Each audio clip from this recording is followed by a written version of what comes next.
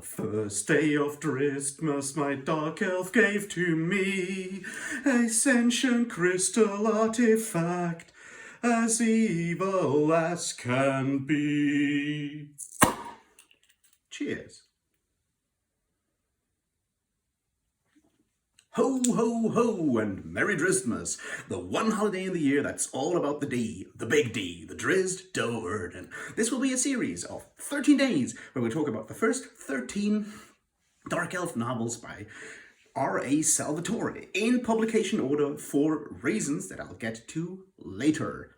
These will be sort of spoiler-filled, but I'll give a quick synopsis each time, and we'll look at why they are so popular, how influential they have been, and, well, whatever else I can come up with, because, you know, there's 13, that's a lot.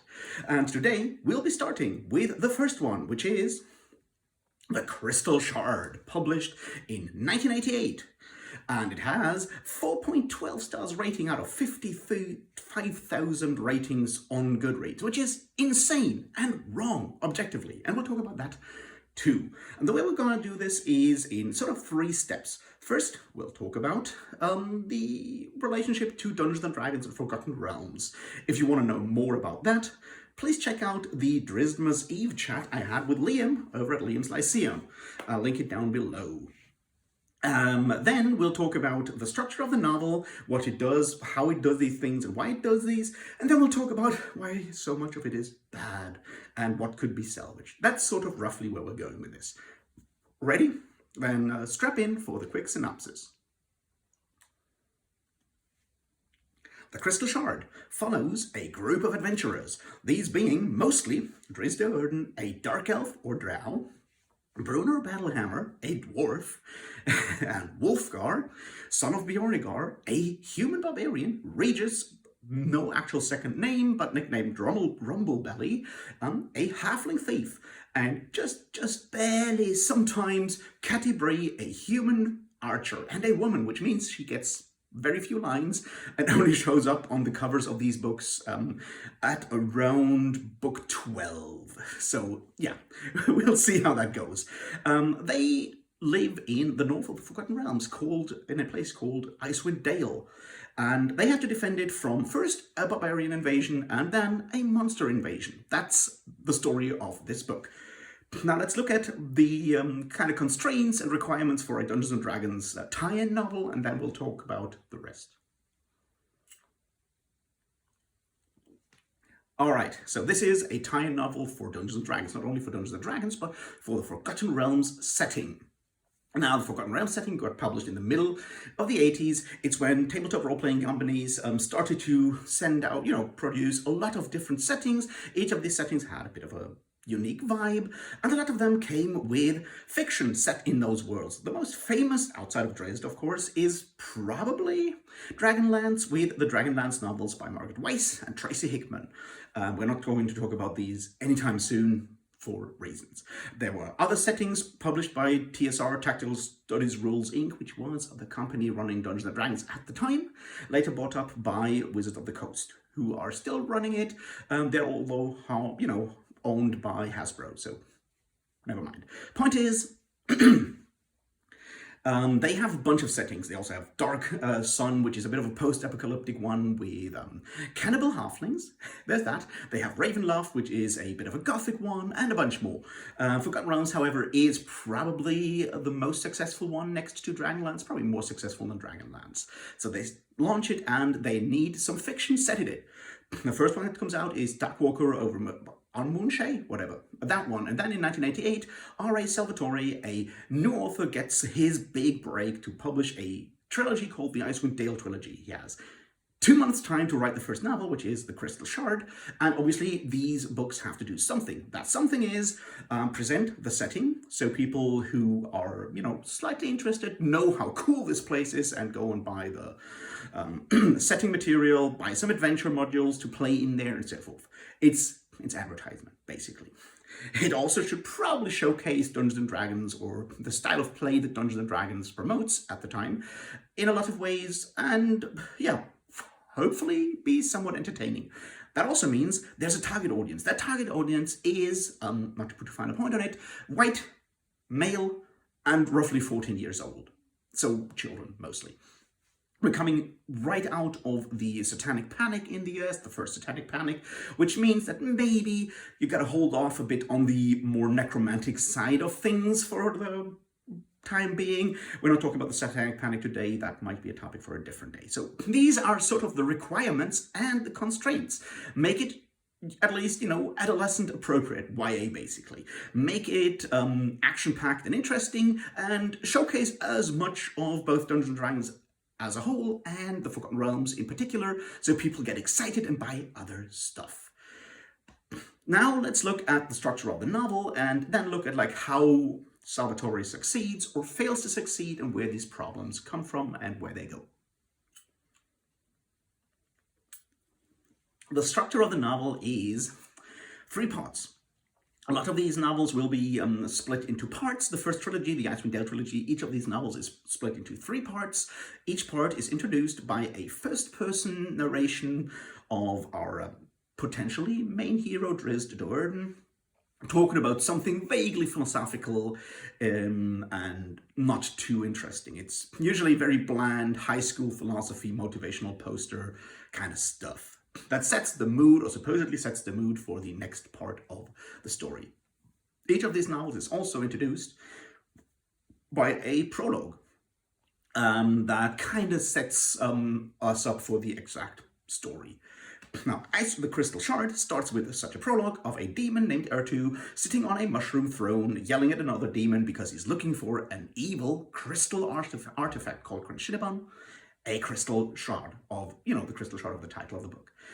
He wants that thing real bad because it helps him to conquer the world. He can't have it. It got thrown away by a good being. Never mind, it never comes up again, and lands in the mortal realm, the Forgotten Realms in the north, that being Icewind Dale. So that's our, prologue, so we kind of know what this will be about, sort of, or supposedly. Then we start with the actual novel, which has 3 parts. Part 1, a bunch of barbarian tribes band together to attack the villages in the north, those being called 10 towns. Our heroes, at that point, it's Drizzt, Regis, and Bruno Battlehammer, unite the villagers of the towns of 10 towns. They fight back, they defeat the barbarian invasion, and Wolfgar, a barbarian, gets knocked out by Brunner and then adopted as another son. Brunner has a habit of adopting humans, and has to live with him for the next 5 years and 1 day. Part 2 follows after that. At this time, we see in the background the threat for the main part, a wizard that found the crystal shard at the beginning of part 1, builds an army of orcs, trolls, giants, and goblins, and whatnot, of monsters, to attack 10 towns and Icewind Dale.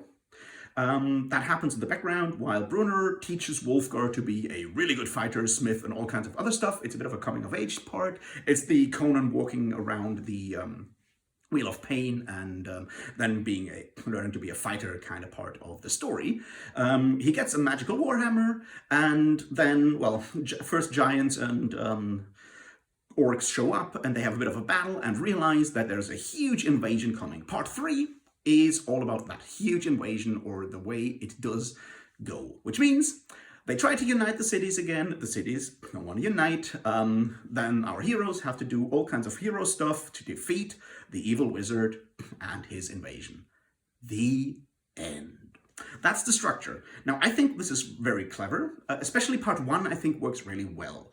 The way Salvatore goes about these things is very methodic, very clear. You can see the bare bones structure of the novel poking through the sort of layers of description and so forth all the time. The opening sequence of the second chapter, in fact, is really good. The first chapter is bad.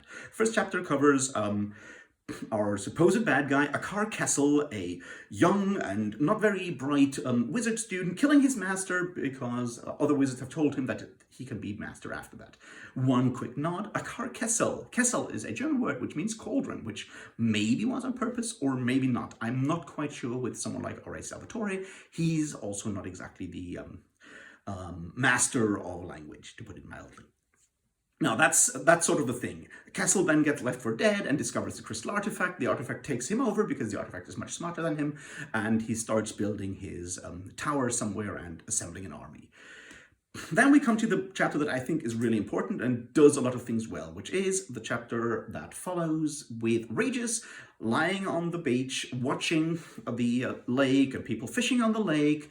It establishes Regis as a character. Regis is lazy, he's a bit of a thief, he wants to be left alone, be rich and fat. Now, we'll come back to that later. Then it always cuts back to Drizzt running back home from doing some spying and scouting. He's a ranger after all.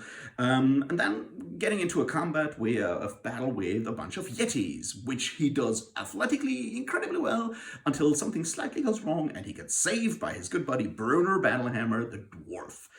Now that first chapter does establish our three main characters for part one really well in that regard that, it's very clear who's who. One is lazy and fun and a bit of a thief. One is, well, stoic and incredibly overpowered as a fighter. And one is supposedly gruff, but with a heart of gold, which means he insults everyone, is rude as fuck, but sometimes we get told that he's actually really good. And that's one thing that we'll notice through the entirety of the stories, right? There's a thing in literature that everyone holds up, which is show, don't tell. Which means you show something instead of saying, he felt like that, you show it in the prose.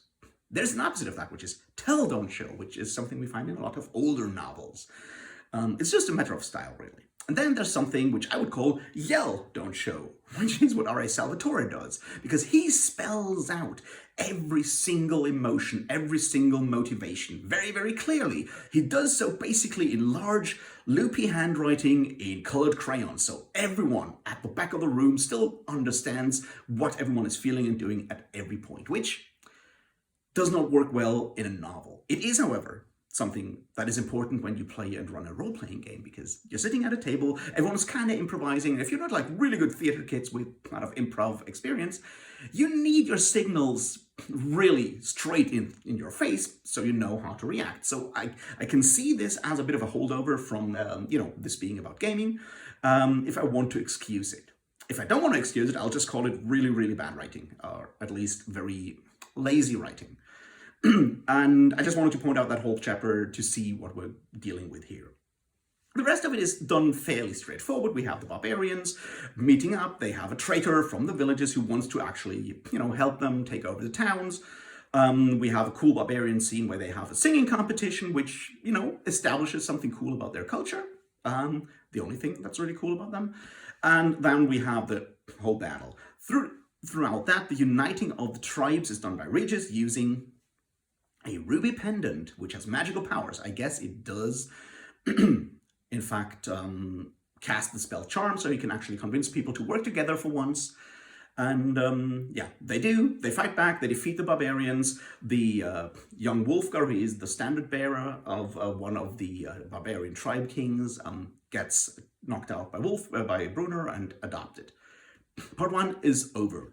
It's, as I said, it's solid. It works as a bit of a, D&D adventure in its own right. You have a bunch of characters, they find out about something, they organize the town's defense, they do fight within the larger battle, and everything's fine. Part two is a bit more difficult. Because at the end of the day, part two is just a training montage. Wolfgar becoming better, Brunner forging his magical warhammer. It showcases certain aspects of the game that are not just combat, which is creating magical artifacts, which is, a bit about thievery, or at least creating traps and disarming traps and so forth. Then, of course, in the background we have those, not flashbacks, but the swoops to Akar Castle and his army growing. This takes 5 years, right? So we have that time jump to build up the new threat, which works in that regard. Once again, the structure is very clear on the surface here. The problem comes when we have the combat that happens with the advance party, which is discovered by, they kill some dwarves. Drizzt and Brunner and Wolfgar discover the giants and kill the giants. There's a lot of combat, and then they find out that there's actually a huge and whole army coming along. As a bridging part within this structure, it kind of works.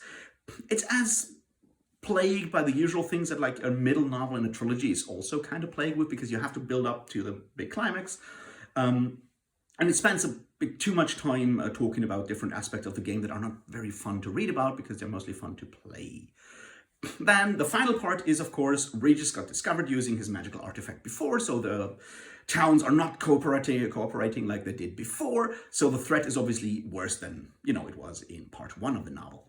And then through some cunning, our friends, our heroes, actually help defeat Wolfgar, walks off, becomes king of all the barbarians, takes the barbarians from the evil wizard's side over to the good people's side, thus helps decide the thing. Regis gets to do some trickery stuff to fool the wizard, and then Drizzt comes and saves the day by killing everyone, while Brunner just walks around and kills people as well.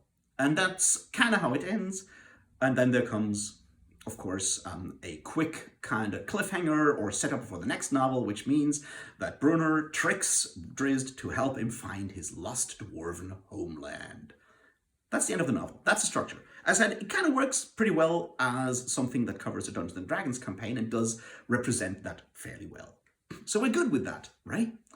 Now let's look at all the problem stuff. Part 1, inspirations.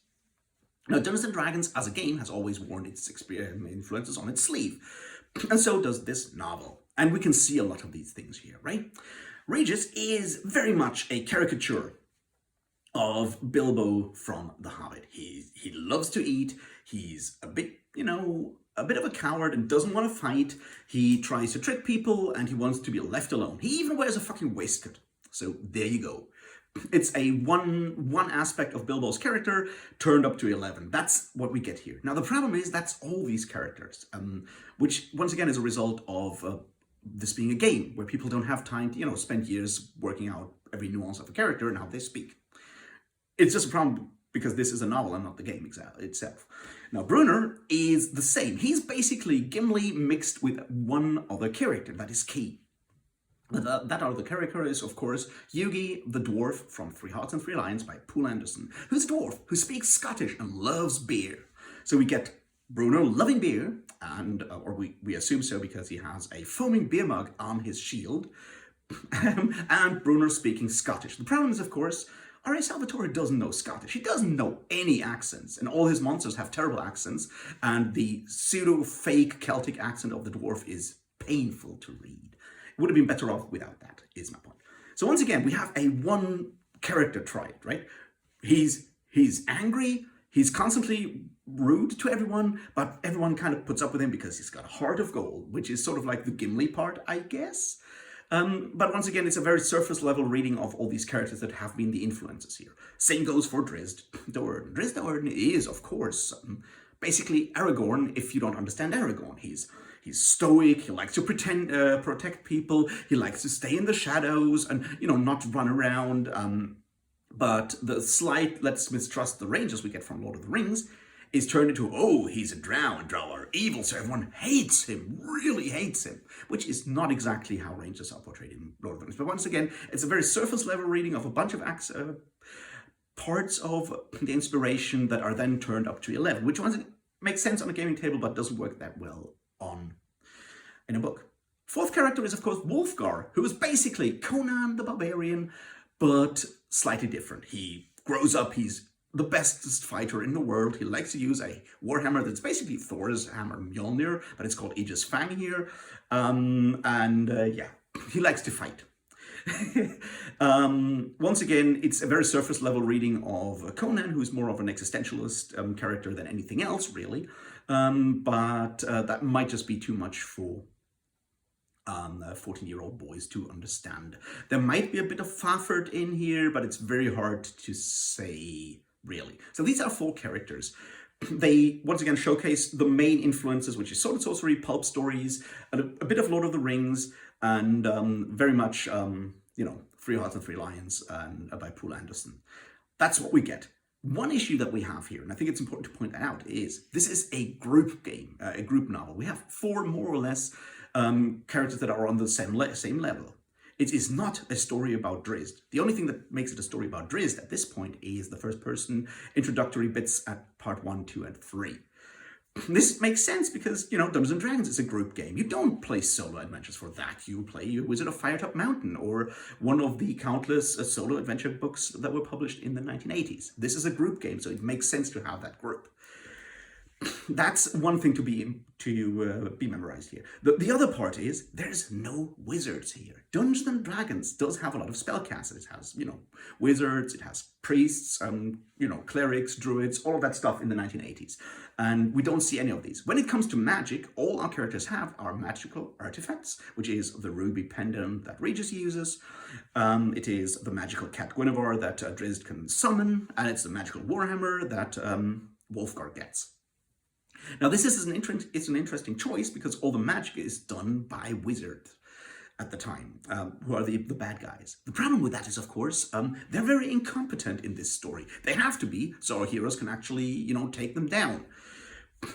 There's a level of anti-intellectualism in this portrayal of wizards. They're all kind of treacherous, they're all kind of effeminate. Akar Castle is a really good case for that. All he wants is have a harem of slave girls and his fingernails painted. Keep that in mind. It's a trope. The effeminate wizard, bad guy, it ties into Orientalism a lot, and we'll have to come back to that in later books. Now, that's one weakness, so to speak. Another part is thievery is potentially a huge part of Dungeons and Dragons. It's not necessarily a part here. Regis uses a magic pendant and trickery for everything he does. He's not actually stealing anything here. The only two times thieving stuff happens is Drizzt actually breaking a lock, using lockpicks, and the other part is Brunner looking at his treasure, which has a trap which he kind of disarms. Which is interesting because that should be thieves doing that. So Salvatore, while having a party of heroes, does not actually, showcase each of these classes, these archetypes doing the archetypal stuff. He kind of reduces that mostly to Drizzt doing stuff and somewhat Brunner doing stuff. Why is that the case? I don't know. Next part, accents, cruelty, and stuff. Now, one thing that is important to understand here is that Salvatore takes a lot of influences. One influence is, of course, once again, The Hobbit. There's a scene in The Hobbit, which you probably all know, which is about the trolls who want to cook dwarfs and speak in a classist, working class accent. They even use the word blimey. Wouldn't you know it? One of the giants in this game, also in this book, also used the word blimey. And they talk about cooking dwarfs. A coincidence? Probably. But once again, these accents are just taken over. They're really badly written because R.A. Salvatore doesn't know how to write Cockney, I assume. It's just in there because we need to make it as accessible as possible. So calling back to stuff that people have maybe read at the time works really well. And if they haven't read it yet, it works well because, they think it's yours. There's also cruelty here. This book is very much about combat. Obviously, there's very few wizards, so it's all battle. And Salvatore writes a lot of battles. They are unrealistic from a, gaming standpoint, but they're also cruel. There's a scene where Drizzt literally chops off every individual finger from a giant. And we're supposed to, kind of applaud that. No, that's cruel. That's, however, something that people at a gaming table, 14-year-old boys, might find incredibly funny. So we get it in there. Also, Drizzt's humor is, eating something from a giant's cookpot while they're killing everyone in sight of the, in that giant's lair. Not very good.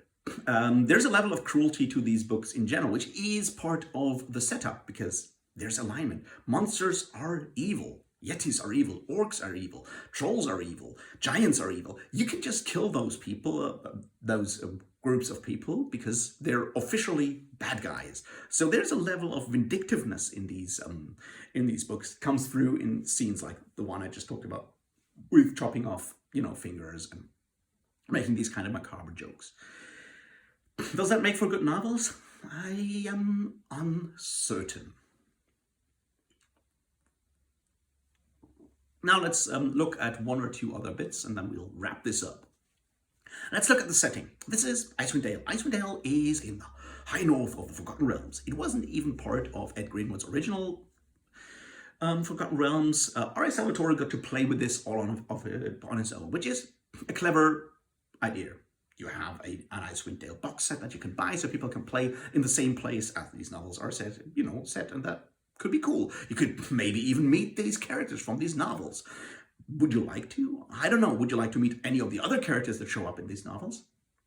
Probably you don't, because there's not many. There's literally, basically, two, if we're generous, four more characters in these novels, which are the speakers of the different towns. Cassius, who is a bit of a politician and has this Roman name to signal that he's a bit more aristocratic about things. Then there's Kemp, who's a bit of a redneck and likes to fight and is greedy. And then there's two others who I already forgotten the names, who are constantly fighting over resources.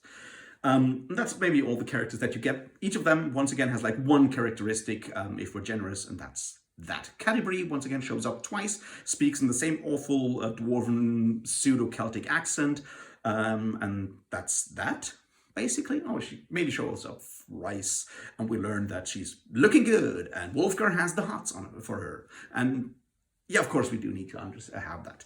We'll talk more about female characters in the next book, though. So, what's Icewind Dale like? Icewind Dale is basically Jack London fanfiction. Now, with a lot of these D&D novels are basically fan fiction, because when you play role-playing games, a lot of times you're doing the same thing that people who write fanfic do with writing fanfic. You play in a world that you like, which is as close to some property that you already enjoy, and you create your own stories. You're doing it improv style at the table, which gives you some advantages and some disadvantages. And this setting is Jack London's Gold Rush, Yukon, Alaska kind of territory. It's ice cold. People are just coming there as pioneers to take as much wealth from the land as possible. It's not gold, it's white gold, which is the ivory from the knucklehead trout, which they fish. And they're all greedy about it, and around them everything is ice cold, and you're gonna die if you don't know how to build a fire. Luckily, that doesn't happen here. My point is, it does take these elements, which makes for good playing, because Dungeons & Dragons has always had this like go to the frontier, tame the frontier, American Western, unreformed Western, manifest destiny kind of vibe to it in a lot of its games, so the setting works well for that. The problem is, of course, the barbarians. See, when Jack London writes about the Yukon and Alaska, there's natives there, and there's natives in Icewind Dale. These are the so-called barbarians. Now, set aside for a moment, the barbarian is already a derogatory term, coming from the Greeks and so forth. The problem that we have here is that the idea of barbarians in fantasy has been very much built up by both Fritz Lieber with his northern barbarians like Fafhrd, and of course the barbarians showing up in the Conan stories by Robert E. Howard. Robert E. Howard, however, his barbarians are Norsemen or Gaelic people. Conan, famously is a Cimmerian, who are sort of Scottish in Howard's weird imagination. When Howard wants to talk about American natives, he has the Picts do that. We're not talking about that today. There's certainly problems there, but he makes that distinction. Salvatore does not make that distinction. He mashes those two things together, and that does not necessarily go well. So basically what you have is a bunch of people, nomads, running around, hunting reindeer and whatnot, and caribou, drinking mead out of kegs, using axes and hammers as weapons, praying to the one god of battle, Tempest, but also having individual totems in their tribes. We don't ask how those things connect. They don't. It also means that because they're supposed to be savage, wild raiders, but also are, as I said, heavily influenced by, by Native American tribes, there's a lot of really, really bad negative stereotypes that are just like taken over. Obviously, they'll get tamed by Wolfgar, who brings them into civilization, because once they, start doing the capitalism and taking stuff and selling stuff and living in houses, they'll all be very, very happy, which maybe you shouldn't write if your country has a history of trying to do that to natives, which ends up being a bit of a genocide. So maybe don't do that. Salvatore does, however, do that, because of course they're all huge and blonde and look like Arnold Schwarzenegger, basically. Now that's obviously a problem. Then you have the idea with the different tribes being sort of totemistic, which gives us the hilarious scene when Drizzt's magical cat runs through the camp of the tribe of the tiger, where they all fall down and pray to the tiger because they've seen a sign, and they do so all night long. Now, once again, this is a scene that works incredibly well at a gaming table of 14-year-old boys who don't care about cultural sensibilities whatsoever. In a book, it's not so good. Another aspect is, of course, that barbarian society is even more patriarchal than everything else. Keep in mind, there's one female character in this book that gets to actually speak some lines. But we get told that barbarians really hate women, and women have no power whatsoever and are considered to be property. Yeah. Now, if you've ever read anything about Native American tribes, you know that that's not the case, and women had a lot of power and important roles to fulfill in tribal life. So there's, once again, this disconnect, which is not too good and somewhat problematic. So there's some aspects that we have that go against where the gaming world and the inspirations for that gaming world clash in all kinds of ways. Some of them are really bad. We just talk about 2 more things and then we're done for today. Dragons. See, this is Dungeons and Dragons. So we gotta have a dragon, right? We do have one, and he gets killed. Now, if you've ever played Dungeons and Dragons, you know that killing dragons is kind of hard. Especially if you have like 2 characters.